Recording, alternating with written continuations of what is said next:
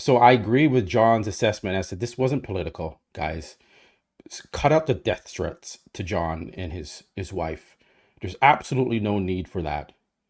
It's uncalled for, and this makes no sense that Mohammed's fans are giving and sending out death threats to Jon De La Rosa and his wife.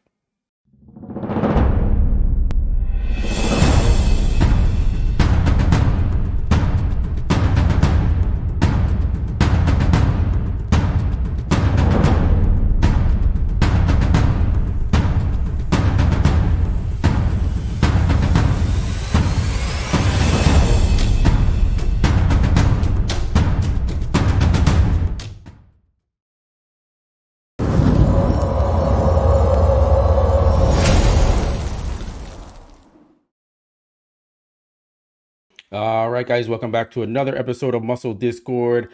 I'm back from Cuba and I'm ready to get my 2024 Tampa Pro recap in. I wasn't able to do it as I was traveling yesterday, but I'm back now. Maybe a little darker, if you can tell, a little tanned. But yeah, so the Tampa Pro, a little bit of controversy here. Now, I predicted that Jon De La Rosa was going to win this show. I had Mo coming in second, which was accurate as to my prediction. But after that, kind of went a little sideways as I had Jordan Hussingen in fifth. He came in third. And then we have, Vlad, who I originally had coming in third. He came in fourth. And then we had Lewis Breed, who I didn't have in the top five. He came in fifth. And then Sarhan came in sixth. I didn't even have him in the mix there, but great athlete. So that's our top five results. And again, there's a little bit of controversy. I know Ivan Bodybuilding said that there was maybe a bit of a robbery here. I disagree with Ivan. I don't think there was any robbery here. And Derek Lunsford also seems to think the same. There's no robbery here. And Derek Lunsford was at the show, but where we get a little controversy here, let me jump into this first, and then we can go into the assessment of each athlete's physique and go through that and analyze things. But so let's first look at what Jon De La Rosa has been getting some death threats, which is absolutely ridiculous, guys. This is bodybuilding. Okay, it's a judge sport. The athlete has nothing to do with the result on the stage. So I just want to share this, the story that John just posted about 22 hours ago. So this is fresh. And, this is what's been happening since he won the show. So let's just watch this quickly. All right, with the shot down, I wanted to address some things that are been getting death threats and all types of crazy shit on my Instagram. I know some of you guys are big fans of Mohammed. I'm a fan of Mohammed. He's got a great physique. But I think some things go a little too far. And I understand the passion behind what we do, and you as fans, I appreciate it. But death threats, guys, come on. Another thing I want to talk about is, keeping our loved ones out of it. My wife has nothing to do with this. She's my fan. She's my supporter, just like you guys. She loves me. She takes care of me. Again, we should have a little bit more class and respect. One more thing. I did not win for any political reason. Let's look at what that looks like for a second. So yeah, aside from the killing my family and me and all that stuff, there's no political motive for the judges to give me a win. Let's look at this. What do the judges benefit from giving me a win? Do they make money? Do they get any kind of compensation?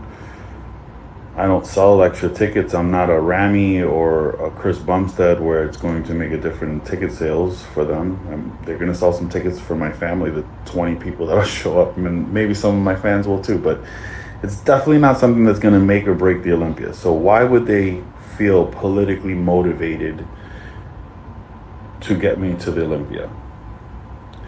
How about maybe I was just a better bodybuilder that day?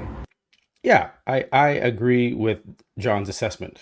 Why would the judges just say, oh, well, Mohammed is already qualified for the Olympia, so let's just give it to Jon. Jon, deserves to be on the Olympia stage. Let's just get him there. That doesn't make any sense, guys. It doesn't. I know there can be maybe politics in bodybuilding sometimes, but this is a Tampa Pro. If we saw the live stream, that doesn't give you the full breadth of what the judges see up close and personal, right? And for them to be like, wow, we're just going to give it to Jon. What did they benefit from that? Again, is he selling more tickets at the Olympia? Is he a big name draw to the Olympia? No, he's not. He's even admitting that he's not. So I agree with Jon's assessment as that this wasn't political, guys. Cut out the death threats to Jon and his wife. There's absolutely no need for that. It's uncalled for, and this makes no sense that Mohammed's fans are giving and sending out death threats to Jon De La Rosa and his wife. What does his wife have to do with anything in this? So cut it out, you guys. There's no need for this. Mohammed already gave a congratulations to Jon De La Rosa and says, we'll see you at the Olympia stage. There's great camaraderie here. Let's cut that out and put a stop to it, guys. There's just absolutely no need for it. And then we had even our current Mr. Olympia, Derek Lunsford, chime in. So let's see what he has to say, because he was at the show, front row. So for all you guys that are fans of Mohammed and are sending death threats to Jon De La Rosa, let's see what the Mr. Olympia champion, Derek Lunsford, has to say about what he saw up close and personal at that stage. All right. So normally I don't like to comment on shows, especially in my category of open bodybuilding. Being a competitor and just focusing on me and competing at the Olympia is what I feel I should stick to. But in this case, with the Tampa Pro, I feel I should say something. Why? Well, this time I was there, so I got to see everything. I was sitting right behind the judges in the front row. I was basically at the judges' table. So, what I saw was it was a competitive lineup, good group of guys, especially those top three. I felt like made the show really competitive, and there were some strengths that each guy had that you could say, ooh, I like this about this guy, or I like this about that guy. All in all, what I saw was that the judges did absolutely get it right. I can see from pictures and videos and things like that online that, maybe you could draw up a different perspective, but actually being at the show tells the tale. And I was there, front row. And it was pretty obvious to me that Jon's conditioning is what won him the show. Now, I think you can definitely make an argument for Mohammed coming in second, that maybe, he was really challenging Jon.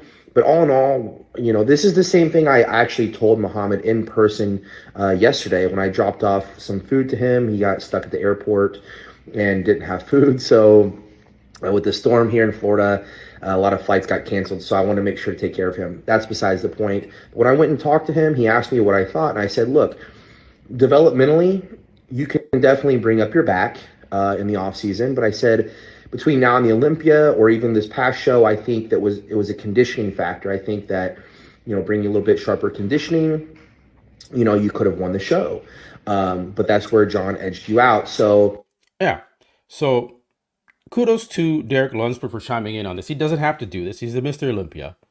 But because he was at the show and he saw the death threats that Jon De La Rosa was getting, he had to chime in and give his opinion. And because he's also experienced this too. When he beat Hadi Choopan, he got tons of death threats. He got all these troll messages, right, from people saying you shouldn't have won and this and that from Hadi's fans. So he's kind of been there, done that. So I like this side of Derek Lunsford. I like that he's reaching out and putting his opinion out there and speaking out on behalf of Jon De La Rosa and saying that he should have won the show, right? He was there. And you know he's got a good eye, right? He's a Mr. Olympia himself. And so for all those people, now let's go into these guys' physiques and break it down, and let's kind of take a look, because I can see why some people, maybe had Muhammad winning, right? So let's just kind of go through the poses here. And if we go back, I want to go back to that front double bicep pose, where I actually think Muhammad is beating Jon De La Rosa in this front double bicep pose. His arms are bigger. The midsection looks tighter and more defined through the abs. The quads from the front, I think they clearly are better developed than Jon's. There's feathers in the front teardrops and stuff like that. So there's just better conditioning from that standpoint. So I think in this pose, he's beating Jon De La Rosa, right? Now, Jon did get perfect score in this show, but I think this is one pose that I've spoken to Jon about the abs in that front double bicep pose where they get faded away, right? So he either has to crunch down on them or do a variation of an open shot and then crunch down like Nick Walker kind of does in his front double bicep to show the abs. He didn't do that this time. Front lat spread. See, now if you're not there, it looks like Mo looks better in the front lat spread pose than De La Rosa. Again, this is a little bit angled towards Mo in this shot. This is just, and so De La Rosa is a little bit further away in this angle. It's not a front on to both of them. So Mo looks great in the shot. His pecs are big and full. They look bigger than De La Rosa's. The midsection again is more defined with the abs and the quads. So you say, well, isn't it supposed that, Mo should be winning? Again, we're not there. We can't see the conditioning more so on Jon in this pose. But if you're there, maybe you would see it. But from a shape standpoint, I do like Mo's front lat spread. That's probably his best pose. It's a hard one to beat. So maybe Mo wins the front lat spread.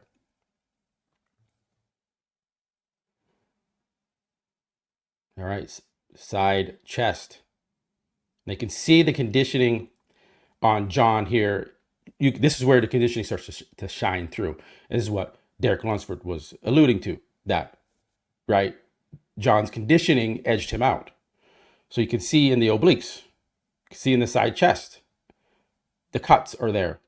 The side quad, again, it's not as big as Mo's, but it's more conditioned. Especially when he sits down on the glutes and pushes, you can see the striations in the glutes popping more through than there is for Mo. So this pose goes to Jon De La Rosa, side chest. It's one of Jon's best poses. Fully complete pose, top to bottom. Back double bicep. Again, this is a clear win for Jon De La Rosa in the back double bicep. The cuts are more defined, better symmetry through the back. You can see Mo kind of does a weird kind of angle turn to his back there. There's a little bit of asymmetry imbalance there. Jon's glutes are more shredded. Hamstrings are more cut. Now, Mo is bigger than Jon, but just because you're bigger doesn't mean you're better, right? You gotta have that conditioning. So that's easy. Not much to say there. Jon wins that back double bicep. We all know Jon's got a spectacular back double bicep pose. Okay. Rear lat spread. Again, the symmetry and the rear lat spread goes to Jon. And he's got the glutes and the hamstring, same thing as the back double bicep. Mo's rear lat spread isn't the best. He's got to work on that. He's got to bring up the rear delts, the traps from the back. So giving the rear lat spread to Jon De La Rosa. For all you Mo fans out there, this is what you need to look at. Don't just look at that front double bicep and then you're like, oh, well, he wins the show. Look at that pose. No, there's other poses. You got to break it down. Side tricep. I give this one to Jon De La Rosa. Again, look at the midsection. Look at the obliques. Right? Now, Mo is a little thicker in the chest, but it's not as cut. And again, if you're not at the show, you're not going to see that. Right? You're not going to see the conditioning. You can see even in the quads, Jon looks tighter from the side as well. So it's just overall the flow to the symmetry of his physique here and the side tricep, that goes to Jon De La Rosa. That's a clear side tricep win for Jon De La Rosa. So that's all the poses we got there. I want to go through and look at the Gilco Productions video. Now, unfortunately, they don't have Mo, but let's just take a look at Jon De La Rosa. Here we go. So like I said, Jon could be a little tighter from the front double bicep pose, but it is a great pose for him. He just needs to get his abs more defined in that shot. I don't know what he needs to do with that, other than I suggest crunching down on the abs to show them more. He doesn't have the freaky feathered out quads like Mo does in the front. I don't think he's ever going to have that. That's just a genetic thing, but he is conditioned. And this shows off Jon's conditioning much better. Look at the side, look at the glutes when he sits down on that.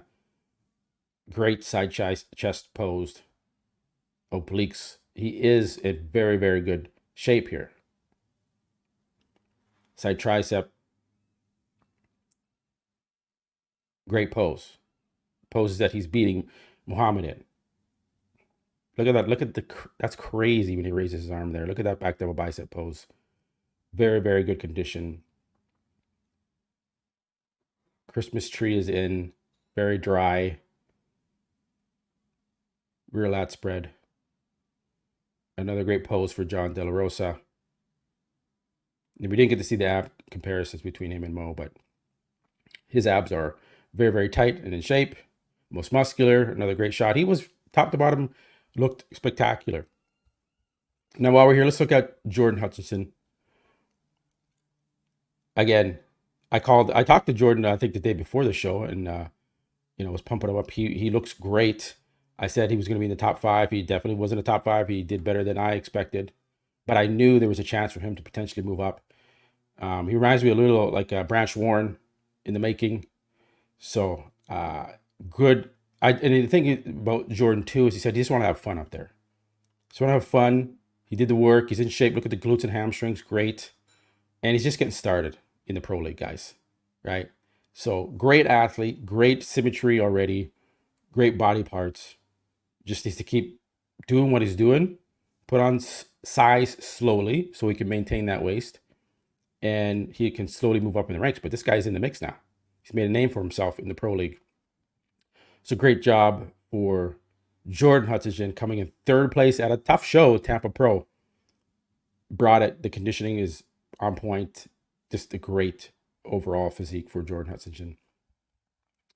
I want to see if I can get, there we go. We'll go back here and look at Mo. Let's take a look at his physique here. Mo looks really good from the front. Like he looks shredded. The quads are feathered. The chest is striated in that front lat spread pose. And I see why a lot of people look at the video like, wow, Mo should have won. And look at, he looks crazy here. He wasn't as good as he was when he was in Chicago. Right? It's just not as good. He's not as tight. Back double bicep. You can tell on the side quad, it's not as tight as Jon's. The obliques don't come through, like right there, they're not coming through as much as Jon's. It's close though. Mo looked very good. Just not like the abs aren't punching through as much as they were in Chicago. And the judges, they remember that. They're like, well, you're not as good as you were in Chicago, right? So we don't have any video of Vlad, unfortunately, that I can see. But, guys, I'm going to wrap it up there. Leave a comment below. Do you agree with the placings? Do you think it's called for that, Mo was robbed in this competition, and the death threats that have been lobbed at Jon De La Rosa? I don't think it's called for, guys. And let's just cut that out. If a guy wins the show that you don't think should have won the show, has nothing to do with him. It's about the judges, right? So why would you give the guy death threats if he won a show and he has no bearing or control over it? just think before you guys do these things a little bit, okay? All right, guys. Remember to like the video, subscribe, leave your comments below on who you think should have won, or if you agree with the judging here. And I will catch you guys on the next one. I'm going to be doing the Texas Pro this weekend, so I will see you there soon. All right, catch you in the next one. Peace.